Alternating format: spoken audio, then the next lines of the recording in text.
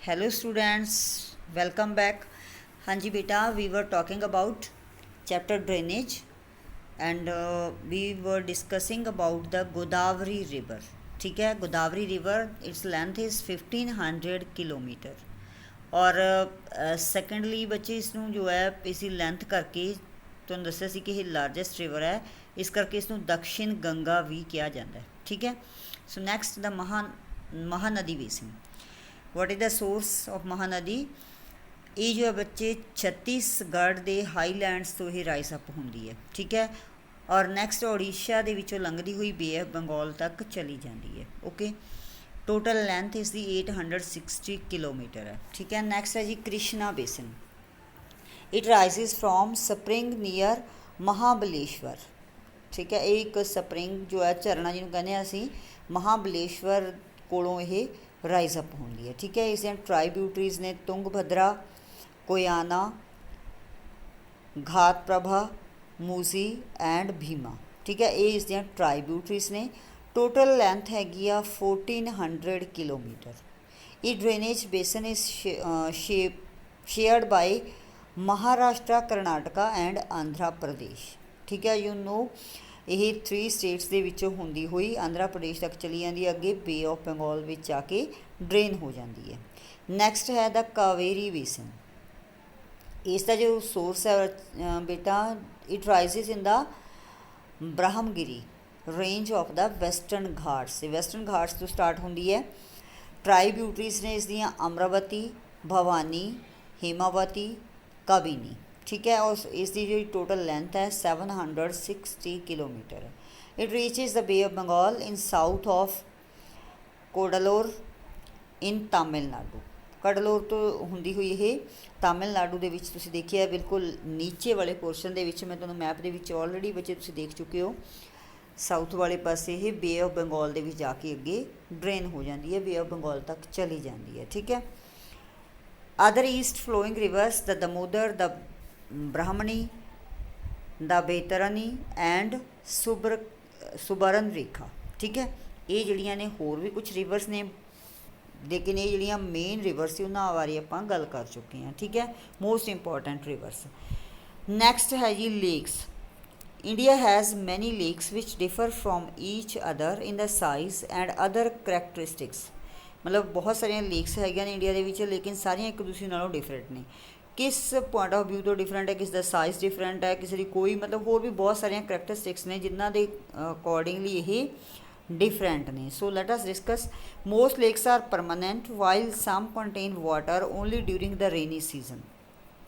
ਕੁਛ ਜਿਹੜੀਆਂ ਲੇਕਸ ਨੇ ਰਾਜੇ ਜਿਹੜੀਆਂ ਪਰਮਾਨੈਂਟ ਲੇਕਸ ਨੇ, ਲੇਕਿਨ ਕੁਛ ਇੱਦਾਂ ਦੀਆਂ ਜਿਹੜੀਆਂ ਰੇਨੀ ਸੀਜ਼ਨ ਦੇ ਵਿੱਚ ਹੀ ਜਿਨ੍ਹਾਂ ਦੇ ਵਿੱਚ ਵਾਟਰ ਦੇਖਣ ਨੂੰ ਮਿਲਦਾ ਹੈ। ਠੀਕ ਹੈ, some of the lakes are the result of the action of glaciers and ice sheets while the others have been formed by wind, river action and human activities. ਕੁਛ ਲੇਕਸ ਜਿਹੜੀਆਂ ਨੇ ਰਾਜੇ ਉਹ ਵਾਟਰ ਦੇ ਮਤਲਬ ਕਿਸੇ ਨਾ ਕਿਸੇ ਐਕਸ਼ਨ ਕਰਕੇ, ਜਾਂ ਕੋਈ ਗਲੇਸ਼ੀਅਰ ਵਗੈਰਾ ਜਾਂ ਕੋਈ ਆਈਸ ਦੀਆਂ ਸ਼ੀਟਸ ਵਗੈਰਾ ਜਦੋਂ ਇੱਕਦਮ ਜਿਹੜੀਆਂ ਸ਼ੀਟਸ ਫਲੋ ਹੋ ਜਾਂਦੀਆਂ ਨੇ, ਠੀਕ ਹੈ, ਬਹੁਤ ਸਾਰੀਆਂ ਜਿਹੜੀਆਂ ਐਕਸਟਰਨਲ ਫੋਰਸਿਸ ਹੈ ਉਹਨਾਂ ਦੇ ਕਰਕੇ, ਤਾਂ ਉਹਨਾਂ ਕਰਕੇ ਕਈ ਸਾਰੀਆਂ ਲੇਕਸ ਜਿਹੜੀਆਂ ਫਾਰਮ ਹੁੰਦੀਆਂ ਨੇ।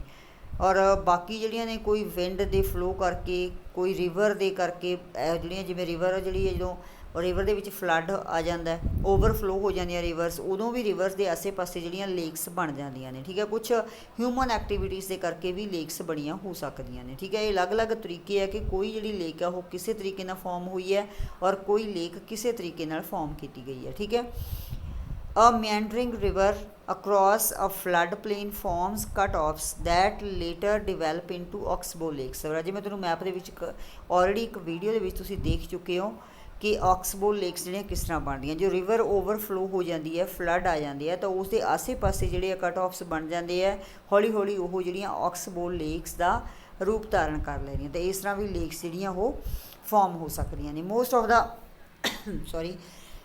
Of the fresh water lakes are in the Himalayan region. ਜਿਹੜੀਆਂ ਫਰੈਸ਼ ਵਾਟਰ ਦੀਆਂ ਲੇਕਸ ਨੇ ਉਹ ਜ਼ਿਆਦਾਤਰ ਹਿਮਾਲਿਅਨ ਰੀਜਨ ਦੇ ਵਿੱਚ ਹੈ, ਕਿਉਂਕਿ ਜਿਹੜਾ ਫਰੈਸ਼ ਵਾਟਰ ਹੈ ਤੁਹਾਨੂੰ ਪਤਾ ਹੈ ਅਰਥ ਦੇ ਉੱਪਰ ਬਹੁਤ ਘੱਟ ਹੈ। ਠੀਕ ਹੈ, ਔਰ ਜਿਹੜਾ ਆਈਸ ਦੇ ਰੂਪ ਵਿੱਚ ਜਿਹੜਾ ਵਾਟਰ ਸਾਨੂੰ ਮਿਲਦਾ ਉਹ ਸਾਰਾ ਫਰੈਸ਼ ਵਾਟਰ ਹੈ। ਇਸ ਕਰਕੇ ਹਿਮਾਲਿਅਨ ਰੀਜਨ ਦੇ ਵਿੱਚ ਜਿਹੜੀਆਂ ਵੀ ਲੇਕਸ ਨੇ ਉਹ ਜ਼ਿਆਦਾਤਰ ਫਰੈਸ਼ ਵਾਟਰ ਵਾਲੀਆਂ ਲੇਕਸ ਨੇ। They formed when glacier dug out a basin which was later filled with snow melt. ਤਾਂ ਇਹ ਕਾਹਦੇ ਨਾਲ ਹੁੰਦੀਆਂ, ਜਦੋਂ ਜਿਹੜੇ ਗਲੇਸ਼ੀਅਰ ਇੱਕਦਮ ਉੱਪਰੋਂ ਆ ਕੇ ਨੀਚੇ ਗਿਰਦੇ ਆ ਤਾਂ ਉਸ ਤਰ੍ਹਾਂ ਰਾਜੇ ਨੀਚੇ ਜੋ ਹੈ ਇੱਕ ਟੋਏ ਦੀ ਤਰ੍ਹਾਂ ਬਹੁਤ ਵੱਡੇ ਵੱਡੇ ਡਗ ਬਣ ਜਾਂਦੇ ਨੇ, ਤਾਂ ਉਸ ਨੂੰ ਹੌਲੀ ਹੌਲੀ ਉਹ ਜਿਹੜਾ ਆਈਸ ਦਾ ਜਿਹੜਾ ਮਤਲਬ ਆਈਸ ਜਿਹੜੀ ਨੀਚੇ ਗਿਰਦੀ ਆ ਉਹ ਮੈਲਟ ਹੁੰਦੀ ਰਹਿੰਦੀ ਹੈ। ਮੈਲਟ ਹੋਣ ਨਾਲ ਉਹ ਵਾਟਰ ਬਣ ਜਾਂਦੀ ਹੈ, ਤਾਂ ਇਸ ਤਰ੍ਹਾਂ ਜਿਹੜੀਆਂ ਲੇਕਸ ਦਾ ਰੂਪ ਜਿਹੜਾ ਧਾਰਨ ਕਰ ਲੈਂਦੀਆਂ ਨੇ। ਠੀਕ ਹੈ। The Wooler Lake in Jammu and Kashmir is the result of the tectonic activity which is the largest freshwater lake in India. Wular lake ਰਾਜੇ ਜਿਹੜੀ ਇੰਡੀਆ ਦੀ ਸਭ ਤੋਂ ਲਾਰਜੈਸਟ ਫਰੈਸ਼ ਵਾਟਰ ਲੇਕ ਹੈ, ਜੰਮੂ ਐਂਡ ਕਸ਼ਮੀਰ ਦੇ ਵਿੱਚ ਹੈ। ਇਹ ਕਿਸੇ ਟੈਕਟੋਨਿਕ ਐਕਟੀਵਿਟੀ ਕਰਕੇ ਬਣੀ ਸੀ। ਟੈਕਟੋਨਿਕ ਐਕਟੀਵਿਟੀ ਕੀ ਹੈ, ਜਦੋਂ ਜਿਹੜੀਆਂ ਟੈਕਟੋਨਿਕ ਪਲੇਟਸ ਜਿਹੜੀਆਂ 7 ਪਲੇਟਸ ਤੁਸੀਂ ਦੇਖਦੇ ਹੋ ਜਿਨ੍ਹਾਂ ਨੂੰ ਅਸੀਂ ਕੌਂਟੀਨੈਂਟਸ ਦੇ ਨਾਮ ਨਾਲ ਜਾਣਦੇ ਹਾਂ। ਠੀਕ ਹੈ, ਇਹ ਤੁਸੀਂ ਪਿਛਲੀਆਂ ਕਲਾਸਾਂ ਦੇ ਵਿੱਚ ਪੜ੍ਹ ਚੁੱਕੇ ਹੋ ਕਿ ਕਿਵੇਂ ਇਹ ਜਿਹੜੀਆਂ ਅਲੱਗ-ਅਲੱਗ ਪਲੇਟਸ ਹੈ ਪਹਿਲਾਂ ਇੱਕ ਦੂਜੀ ਤੋਂ ਪਹਿਲਾਂ ਬਿਲਕੁਲ ਇੱਕੋ ਹੀ ਸਾਰਾ ਵੱਡਾ ਜਿਹੜਾ ਹੈਗਾ ਮਤਲਬ ਇੱਦਾਂ ਦਾ ਓਸ਼ੀਅਨ ਸੀ, ਇੱਕੋ ਹੀ ਜਿਹੜਾ ਲੈਂਡ ਮਾਸ ਸੀਗਾ। ਠੀਕ ਹੈ, ਫਿਰ ਹੌਲੀ ਹੌਲੀ ਉਹ ਪਲੇਟਸ ਦੇ ਵਿੱਚ ਟੁੱਟਿਆ ਸੀ। ਉਸ ਟੈਕਟੋਨਿਕ ਐਕਟੀਵਿਟੀ ਦੀ ਗੱਲ ਕਰਦੇ ਆ, ਜਦੋਂ ਕੋਈ ਜਿਵੇਂ ਅਰਥਕੁਇਕਸ ਵਗੈਰਾ ਆਉਂਦੇ ਹੈ, ਦੋ ਪਲੇਟਸ ਆਪਸ ਵਿੱਚ ਕੋਈ ਮਤਲਬ ਉਹਨਾਂ ਦੀ ਕੋਈ ਟੱਕਰ ਹੋ ਗਈ ਹੈ ਜਾਂ ਫਿਰ ਇੱਕ ਦੂਸਰੇ ਤੋਂ ਦੂਰ ਚਲੀਆਂ ਗਈਆਂ, ਇਸ ਤਰ੍ਹਾਂ ਬਹੁਤ ਸਾਰੀਆਂ ਐਕਟੀਵਿਟੀਜ਼ ਹੁੰਦੀਆਂ ਟੈਕਟੋਨਿਕ ਐਕਟੀਵਿਟੀਜ਼, ਉਹਨਾਂ ਦੇ ਅਕੋਰਡਿੰਗਲੀ ਇਹ ਜਿਹੜੀ ਲੇਕ ਹੈ ਫਾਰਮ ਕੀਤੀ ਗਈ ਹੈ। Artificial lakes the damming of the rivers for generation of hydropower has also led to the formation of lakes such as Guru Gobind ਸਾਗਰ। ਮਤਲਬ ਜਿਹੜੇ ਅਸੀਂ ਡੈਮਸ ਵਗੈਰਾ ਬਣਾਉਂਦੇ ਹਾਂ, ਠੀਕ ਹੈ, ਜਿਵੇਂ ਸਤਲੁਜ, ਭਾਖੜਾ ਨੰਗਲ ਡੈਮ ਹੈ, ਹੋਰ ਵੀ ਕਿੰਨੇ ਸਾਰੇ ਡੈਮਸ ਇੰਡੀਆ ਦੇ ਵਿੱਚ ਬਣੇ ਹੋਏ ਨੇ ਜੋ ਅਸੀਂ ਹਾਈਡਰੋ ਪਾਵਰ ਜਿਹੜੀ ਇਲੈਕਟ੍ਰੀਸਿਟੀ ਮਤਲਬ ਬਿਜਲੀ ਪੈਦਾ ਕਰਨ ਲਈ ਅਸੀਂ ਡੈਮਸ ਬਣਾਉਂਦੇ ਹਾਂ। ਤਾਂ ਡੈਮ ਦੇ ਪਿੱਛੇ ਵੀ ਜਿਹੜੀ ਹੈ ਫਿਰ ਉਹ ਵਾਟਰ ਕਲੈਕਟ ਹੋ ਜਾਂਦਾ, ਕਿਉਂਕਿ ਅਸੀਂ ਰਿਵਰ ਦੇ ਉੱਪਰ ਬੰਨ ਲਗਾ ਦਿੰਦੇ ਹਾਂ ਅਤੇ ਬਹੁਤ ਸਾਰਾ ਵਾਟਰ ਜਿਹੜਾ ਹੈਗਾ ਉਸ ਡੈਮ ਦੇ ਪਿੱਛੇ ਕਲੈਕਟ ਹੋ ਜਾਂਦਾ। ਠੀਕ ਹੈ, ਤਾਂ ਉਹ ਵੀ ਕੀ ਹੈ ਲੇਕਸ ਬਣ ਜਾਂਦੀਆਂ ਨੇ। ਅੱਗੇ ਹੈਗੇ ਆ important lakes, so we will discuss in the next video.